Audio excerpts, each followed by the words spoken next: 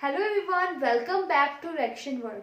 So in this video we are going to discuss about the chemical kinetics. हमने already 4 part discuss कर लिए हैं जिसमें मैंने डिस्कस कर चुकी हूँ ऑर्डर ऑफ द रिएक्शन, फिर हमने अलग अलग ऑर्डर्स के लिए इक्वेशंस फाइंड आउट की थी, फिर उसके ग्राफ्स वगैरह सब कुछ देखा था. आज के वीडियो में हम डिस्कस करेंगे about the Arrhenius equation. So Arrhenius equation होता क्या है? It basically tell us about the relation between the rate constant and temperature. जब हमने फर्स्ट वीडियो में डिस्कस किया था कि जो रेट कांस्टेंट है वो इंडिपेंडेंट होता है कंसंट्रेशन ऑफ द रिएक्टेंट, मतलब उस पर डिपेंड नहीं करता but it depend upon the temperature, right. तो सेम जो आर्हेनियस इक्वेशन है हम इसका रिलेशन फाइंड आउट करते हैं के और टेम्परेचर का. फाइन. अब बात कर लेते हैं for example now we are going to talk about the temperature coefficient. Temperature coefficient क्या कहता है?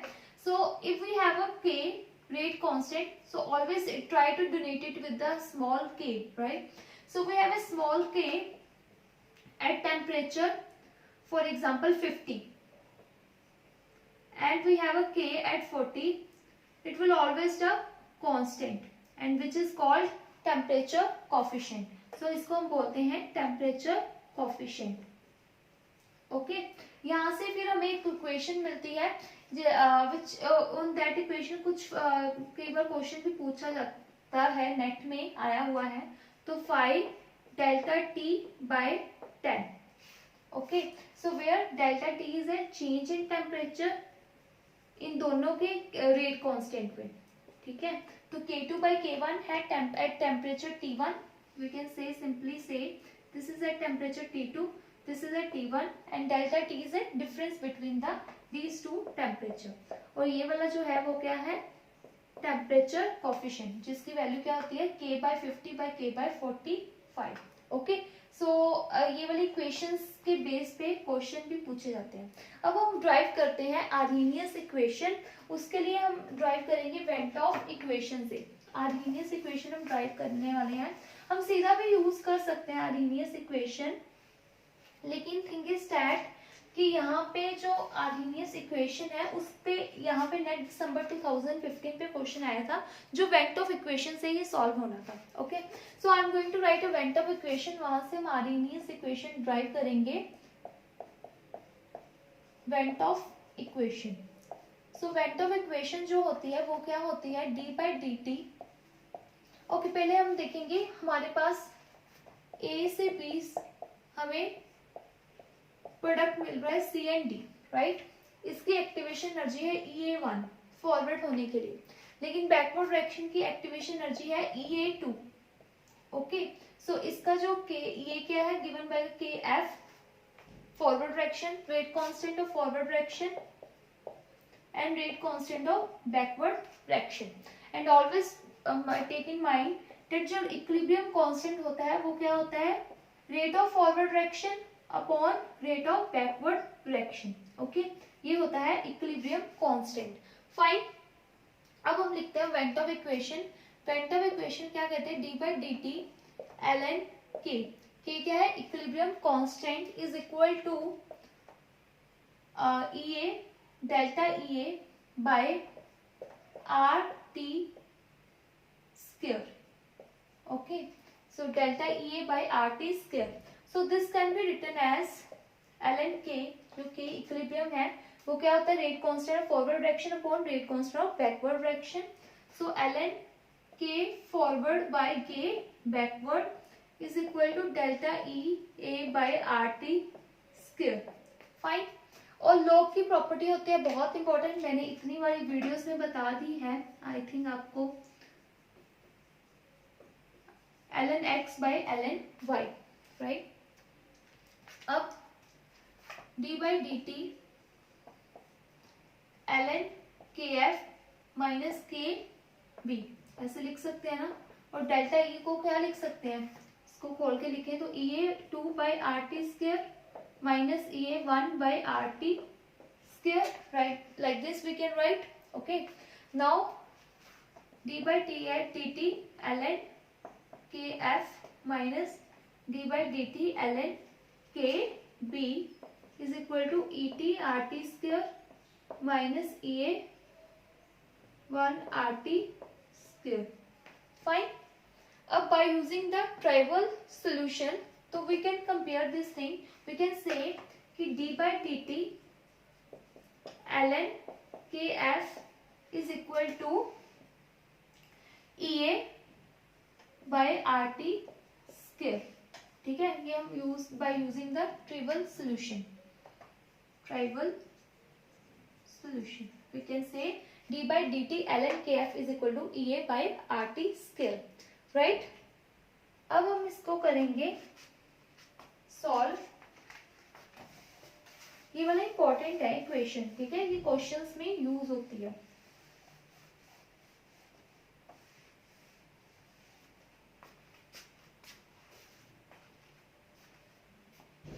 सो इसको हम लिख सकते हैं d by dt ln kf है तो we can simply write k1 और simply k is equal to EA by RT square. Okay, so ये ऐसे आ सकता है ln k1 by EA by RT square into dt. Okay, अब इसको क्या कर सकते हैं, अब हम इसको करेंगे इंटीग्रेट. क्या करेंगे, इंटीग्रेट. ओके, जब हम इसको इंटीग्रेट करेंगे dn ln k, इसको इंटीग्रेट किया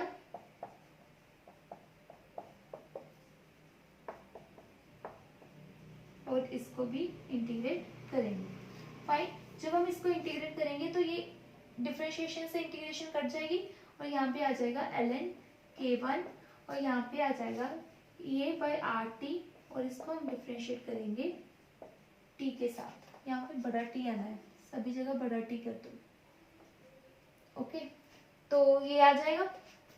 जब हम इसकी इंटीग्रेशन करेंगे क्या वैल्यू आएगी इंटीग्रेशन के बाद, EA by R 1 by T square की इंटीग्रेशन क्या होगी, 1 बाय टी माइनस यही होगी इंटीग्रेशन. सो यहाँ से आ गया ln k1 is equal to EA by minus EA by RT. Right. So which can be written as. Okay, अब इंटीग्रेशन करने के बाद हमारे पास एक कांस्टेंट भी आता होता है. इसका जो कांस्टेंट है वो आएगा ln a. ठीक है, जब हम प्लस 2 में इंटीग्रेशन सॉल्व करते थे तब एक कांस्टेंट भी तो आता था कि ये कांस्टेंट है कुछ. फाइन. अब इसको हम लिखेंगे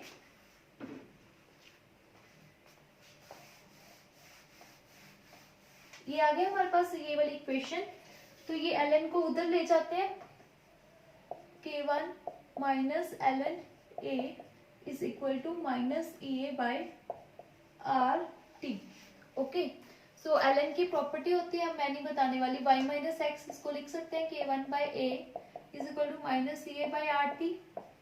सो k1 बाय a इसको उधर लेकर के एक्सपोनेंट बन जाएगा EA बाय RT.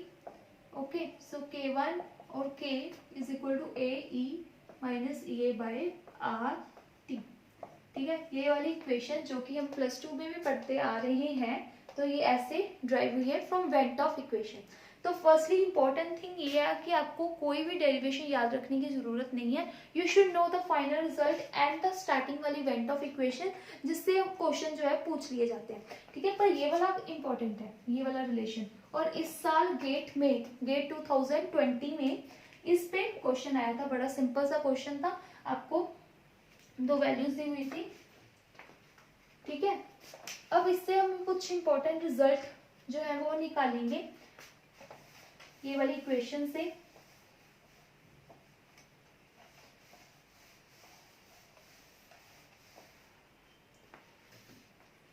ओके, तो ये आया. इससे तो एक ग्राफ बना सकते हैं किसके बीच में, k और t के बीच में. एक्सपोनेंट है वो भी डिक्रीजिंग ऑर्डर में, ऐसे कुछ करके ग्राफ बनेगा, एक्सपोनेंट ग्राफ बनेगा. फाइन. k और t के बीच में टेम्परेचर, ये नेगेटिव है ना, वो sorry we can say it will be increasing graph होएगा एक्सपोनेंटली. क्यों? टेम्परेचर तो डिवाइडेड में है ना, अगर हम इसको ऊपर ले आए तो वो पॉजिटिव में आ जाएगा। जैसे E माइनस आर टी है तो इसको हम लिख सकते हैं ए ई ये बाय आर टी, है ना, ऐसे आ गया ना। तो ये वाला जो ग्राफ है वो ऐसे स्ट्रेट बनेगा, मतलब पॉजिटिव बनेगा, इंक्रीजिंग ग्राफ बनेगा। ओके, नेक्स्ट चीज है वो है, हमने इसको एक और इक्वेशन इससे ड्राइव करवानी है, k is equal to A E minus A by R T. इसको हमने ले लिया K1 को, ये है K1 जिसके एक्टिवेशन, ये क्या होती है एक्टिवेशन एनर्जी, जिसके बारे में हम नेक्स्ट वाले वीडियो में बात करेंगे। ठीक है, K2 is equal to A E minus A two by R T. ठीक है, अब इन दोनों में रिलेशन निकालना है, डिवाइड करो 1 and 2। On dividing 1 and 2 we can say, so on dividing पहले हमने ना इसमें लॉग लेना था एक्चुअली में। इसमें अगर हम लॉग लेते हैं इस इक्वेशन पे, लॉग K1, जब इसमें लॉग लेंगे वो आ जाएगा log A plus minus A by R T, ऐसा कुछ बनेगा, right. So when we are, इसका क्या बनेगा, log K2 by log A minus ये बाय आर टी, ये T1 पे ये T2 पे, राइट। ये बनेगी इक्वेशन। लॉग ले लिया ना हमने, लॉग K1 दोनों साइड पे लॉग ले लिया, taking log on both side. पहले तो we can not take log, actually we can take ln, क्योंकि एक्सपोनेंट का जो होता है ना वो ln होता है, ln E1 होता है। ओके, हमेशा याद रखना, ये गलत करवाता होता है क्वेश्चन, ln E1 होता है, not log E, log E1 नहीं होता। ठीक है, ln E1 होता है। तो जब हम इसका ln लेंगे तो ऐसा कुछ आ गया, फाइन। अब हम क्या करेंगे, ये फर्स्ट इक्वेशन आ गई, ये सेकेंड इक्वेशन आ गई। ऑन सब्ट्रैक्टिंग 1 फ्रॉम 2, ठीक है, इन दोनों को हमने सब्ट्रैक्ट किया, ln K2 minus ln K1 ln A minus A R T 1 minus ln A minus A R T 2। Okay, इसको मैं ऊपर लिख रही हूँ, इसकी प्रॉपर्टी होती है लॉग की, which can be written as K2 by K1। ठीक है, इसको ऐसे लिख सकते हैं। अब ln E आपस में कैंसिल हो जाएगा और यहाँ पे आ जाएगा माइनस ए आर टी 1 और प्लस ये आर टी 2। ओके, ऐसे आ गया। फिर हमने 2 में से किया था तो यहाँ पे 2 नहीं आना चाहिए था और यहाँ पे 1 नहीं आना चाहिए था, तो माइनस आएगा आर टी 2 वाला और ये आएगा प्लस, फाइन। अब हम करेंगे, ये को हम कॉमन ले सकते हैं इसमें, एक्टिवेशन एनर्जी को,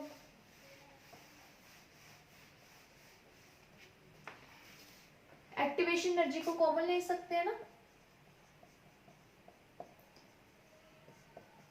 सो यहाँ पे आ जाएगा 1/T1 माइनस T2।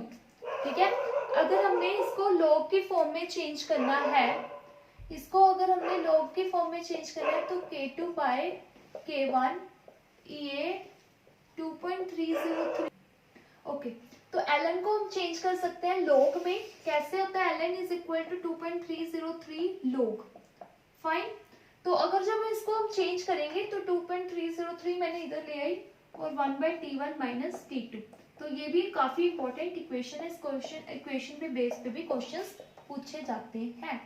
ओके, तो आपको डेरिवेशन याद रहे ना रहे, अगेन ये वाली इक्वेशन जो है वो अच्छे से याद होनी चाहिए। ओके, अब हम बात करने वाले हैं हमने ये देखा है कि एक्टिवेट जो K है वो किसके इक्वल है, AE minus EA by RT।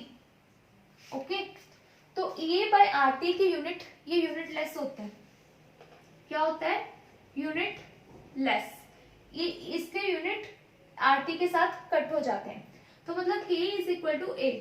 Okay, तो फर्स्ट ऑर्डर रिएक्शन के लिए K की वैल्यू क्या होती है, सेकेंड इनवर्स, मतलब A की भी वैल्यू जो है वो क्या होती है, for first order reaction is second inverse. Fine, अब हम बात करते हैं एक्टिवेशन एनर्जी। तो इसमें जो ये K होता है वो होता है अफेक्टिव कोलिजन्स, जो भी रिएक्शन हो रही होती है उसमें जो भी इफेक्टिव कोलिजन्स होती हैं, ठीक है, जो वो क्या डिफाइन करता है, K। कोई भी रिएक्शन है वो कैसे होती है, जब उसमें कोलिजन्स होती हैं अफेक्टिव होनी चाहिए। हर जो कोलिजन्स है वो हमें प्रोडक्ट दे, वो ऐसा पॉसिबल नहीं है, वो हम आगे थोड़ा सा डिस्कस करने वाले मैक्सवेल डिस्ट्रीब्यूशन वाला। तो उसमें हर कोलिजन जो है वो इफेक्टिव नहीं होती, तो ये क्या है, इफेक्टिव कोलिजन्स, और ए जो होता है वो क्या होता है, टोटल नंबर ऑफ कोलिजन्स। ठीक है, और ये जो चीज है, ये वाली चीज है फ्रैक्शन ऑफ अफेक्टिव कोलिजन्स। ठीक है, ये होता है fraction of affective collisions. Fine, कोई भी रिएक्शन है वो कैसे होती है, दो मॉलिक्यूल्स हैं वो आपस में क्या करते हैं, मान लो ए और बी आपस में कैसे रिएक्शन होती है, ये दोनों मॉलिक्यूल्स आपस में कोलाइड होते हैं और हमें प्रोडक्ट फॉर्म होता है। जो प्रोडक्ट फॉर्म होता है वो हर कोलिजन्स, मतलब आपस में कोलाइड करते हैं तो प्रोडक्ट बनता है, मतलब हर जो कोलिजन्स है वो इफेक्टिव हो ऐसा जरूरी नहीं है। उसके लिए हम पढ़ते हैं मैक्सवेल डिस्ट्रीब्यूशन, ठीक है, जो हम आगे वाले क्लास में देखेंगे। ठीक है, उसके बाद हम बात करते हैं एक्टिवेशन एनर्जी। अब ये जो सारे कोलिजन्स जो है इफेक्टिव नहीं हो सकते, अगर सारे कोलिजन्स इफेक्टिव हो गए तो मतलब रिएक्शन तो बहुत जल्दी हो जाएगी, मतलब उस पर टेम्परेचर का इफेक्ट भी नहीं होगा। तो देख ही लेते हैं मैक्सवेल डिस्ट्रीब्यूशन भी। मैक्सवेल डिस्ट्रीब्यूशन क्या कहता है, वो बताता है कि K का इफेक्ट कैसे, मतलब K इंक्रीज होने से, K कैसे इंक्रीज होता है with increase in temperature by 10 degree Celsius. अगर हम 10 डिग्री से टेम्परेचर, मैक्सवेल डिस्ट्रीब्यूशन देख रहे हैं हमने कोई भी टेम्परेचर यहाँ पे लिया है, number of molecule, energy, kinetic energy, उसके बाद हम यहाँ पे ले रहे हैं नंबर ऑफ मॉलिक्यूल्स। ओके, तो इसके अकॉर्डिंगली इफेक्टिव कोलिजन्स होने के लिए क्या चाहिए, मॉलिक्यूल के पास इनफ एनर्जी होनी चाहिए। तो इनफ एनर्जी होनी चाहिए, तभी जो मॉलिक्यूल्स हैं जो उनकी कोलिजन होगी वो इफेक्टिव होगी। जैसे हमारे पास कोई भी टेम्परेचर है, अगर हमारे पास नंबर ऑफ मॉलिक्यूल्स इतने हैं, मान लो हमने ये बैरियर सेट किया कि इतनी एनर्जी के पास जो मॉलिक्यूल, अगर मॉलिक्यूल्स के पास इतनी एनर्जी होगी, इतनी, यहाँ इसके बाद वाले जो मॉलिक्यूल्स हैं वो क्या करेंगे, इफेक्टिव कोलिजन देंगे, मतलब उनकी एनर्जी इनफ होगी कि वो प्रोडक्ट में चेंज कर सके। ठीक है, इतने मॉलिक्यूल्स हैं, राइट, ये है टेम्परेचर मान लो 50 डिग्री सेल्सियस, इतने मॉलिक्यूल्स हैं। फिर अगर हमने क्या किया, टेम्परेचर को 60 डिग्री सेल्सियस कर दिया। फाइन, अब है कितने मॉलिक्यूल्स हैं जिनके इतने एरिया वाले मॉलिक्यूल्स हैं जिनका जो काइनेटिक एनर्जी है वो कितनी है, इससे ज्यादा है। लेकिन जब हमने टेम्परेचर इंक्रीज किया तब कितने मॉलिक्यूल्स आ गए, इतने नंबर ऑफ मॉलिक्यूल्स आ गए जिनकी एनर्जी जो है वो काइनेटिक एनर्जी ज्यादा है कि वो हमें इफेक्टिव कोलिजन्स दे सके और प्रोडक्ट दे सके, मतलब इतने मॉलिक्यूल्स। इसको हम बोलते हैं मैक्सवेल डिस्ट्रीब्यूशंस। ओके, अब ये क्या बोल रहे हैं, K जो होता है वो होता है इफेक्टिव कोलिजन्स। ठीक है, K जो होता है वो होता है इफेक्टिव कोलिजन्स, इफेक्टिव कोलिजन्स होता है, और A जो होता है वो क्या है, टोटल नंबर ऑफ कोलिजन्स। ठीक है, और ये हो गया fraction molecules of effective collisions. Okay, अब हमने जो टोटल नंबर ऑफ कोलिजन्स है वो इफेक्टिव कोलिजन्स के इक्वल नहीं हो सकते। अगर मान लो हम ऐसे कर भी दें कि जो K है वो A के इक्वल कब हो सकता है, जब EA बाय RT क्या हो, 0 हो। तो अगर मैं कर दूं, अगर मैं एक्टिवेशन एनर्जी को जीरो कर दूं, मतलब जीरो कर दूं, कोई भी एक्टिवेशन एनर्जी नहीं होगी। इसके बारे में हम आगे वाली वीडियो में पढ़ेंगे एक्टिवेशन एनर्जी के बारे में प्रॉपरली।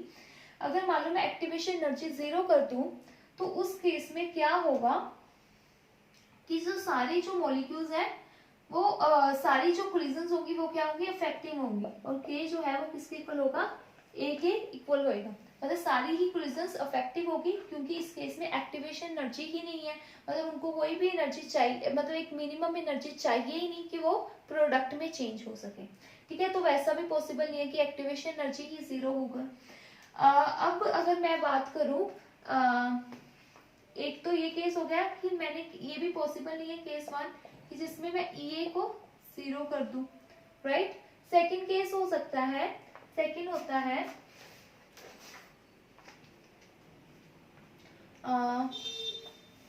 सेकंड केस हम बात कर लेते हैं।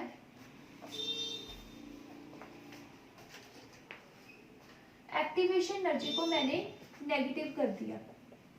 अब मैंने एक्टिवेशन को एनर्जी को ये है, इसको मैंने क्या कर दिया, नेगेटिव कर दिया। ऐसा पॉसिबल हो सकता है। अब जो के है वो क्या होगा, ए ई, अब ये पॉजिटिव हो गया, ठीक है, माइनस माइनस पॉजिटिव हो गया ना। अब मतलब जो के है, इफेक्टिव कोलिजन जो है वो ज्यादा हो गए एक्चुअल कोलिजन से। अगर हम किसी को पॉजिटिव नंबर से मल्टीप्लाई करेंगे, ई बाई आर टी, इसकी कुछ ना कुछ वैल्यूज होगी, तो मतलब जो इफेक्टिव कोलिजन है वो एक्चुअल कोलिजन से ज्यादा होगी। ठीक है, अगर हम मल्टीप्लाई कर रहे हैं तो मतलब ये वाला केस भी जो है वो पॉसिबल नहीं है। तो मतलब एक्टिवेशन एनर्जी नेगेटिव भी नहीं हो सकती और ना ही एक्टिवेशन एनर्जी जो है वो जीरो हो सकती है। ठीक है, एक्टिवेशन एनर्जी के बारे में हम आगे वाली वीडियो में डिटेल में डिस्कस करेंगे। अब हम बात कर लेते हैं ये वाले दो क्वेश्चंस की जो लिखे हुए हैं, इस पे बेस्ड है। पहले तो पूछा गया है हाफ लाइफ का क्या रिलेशन है, इन्होंने मेंशन कर दिया, they are talking about first order reaction. Okay, so they are asking about the half life of first order varies with temperature. Temperature के साथ जो हाफ लाइफ वो कैसे वेरी कर रही है। तो ऐसे क्वेश्चन सॉल्व करने से पहले ना फर्स्टली वी शुड नो कि अच्छा हाफ लाइफ का कौन सा रिलेशन है, वो लिख लो, टी हाफ लिख लो। क्या होता है, टी हाफ होता है 0.693 बाय के। ठीक है, ये हो गया टी हाफ का फॉर्मूला। सेकंड लिख लो कि टेम्परेचर और रेट कांस्टेंट का हमें क्या रिलेशन पता है। ठीक है ना, they are asking about the first order half life और टेम्परेचर का रिलेशन ना। तो अब हमने के का टेम्परेचर, तो टी हाफ का तो टेम्परेचर के साथ कोई रिलेशन कैसे बताएं, हमें इतना पता है कि के का टेम्परेचर के साथ कुछ ना कुछ रिलेशन होता है। So we can write simply A E minus E A by R T, जो हमने अभी देखा है।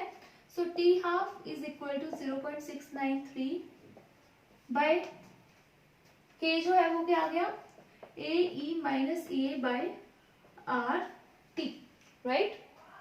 अब हम क्या करेंगे, अब इसको मैं ऊपर लिखूंगी, T half is equal to 0.693 by A E A by R T. Okay, so ये तो कांस्टेंट है, यहाँ पे मैंने ln लिया दोनों साइड, तो दिस इज कांस्टेंट। ओके, तो इसको तो हम साइड में ऐसे ही लिख सकते हैं। बेसिकली हमें रिलेशन टेम्परेचर का बनाना है, तो यहाँ पे आ जाएगा E A by R T. जब हम ई का ln लेंगे तो we know ln E is equal to 1। ठीक है, तो ये तो आ जाएगा E A by R T, मतलब वी कैन सिंपली से जो ln टी हाफ है that is inversely proportional to the temperature. तो कौन सा ऑप्शन आ जाएगा, ये फर्स्ट वाला ऑप्शन आ जाएगा। फाइन, ये गेट 2002 में आया हुआ है। अब आप सोचोगे इतना पुराना क्वेश्चन, तो क्वेश्चंस रिपीट हो जाते हैं, ऐसा कुछ नहीं है कि नहीं होंगे। गेट 2007 का क्वेश्चन आया हुआ था, वैसा वैसा ही क्वेश्चन नेट में अभी आ गया था, जो अभी नवंबर में नेट हुआ है। ठीक है, तो ऐसे क्वेश्चंस भी रिपीट हो सकते हैं, ऐसा कुछ नहीं है कि ये इतना पुराना क्वेश्चन है तो वो ऐसे क्वेश्चन अब आने बंद हो गए। ओके, तो अच्छा क्वेश्चन था इसलिए मैंने करवा दिया। तो you should know how to develop the relations. ठीक है, ऐसे कैसे ना। अब नेक्स्ट है the temperature dependence of the reaction is given by, हमें के दिया हुआ है, छोटा वाला ही है, A T square exponent minus E nought by R T. Okay, the activation energy हमने निकालनी है, ये। अब ये कैसे करेंगे, ये थोड़ा कंफ्यूजिंग सा क्वेश्चन है।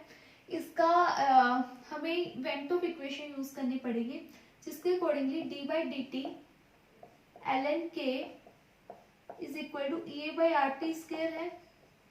हमें के की वैल्यू दी हुई है, हम इसको इस के को यहाँ पे पुट करके निकाल लें। तो यहाँ पे D by T T L N A T square E minus E note by R T.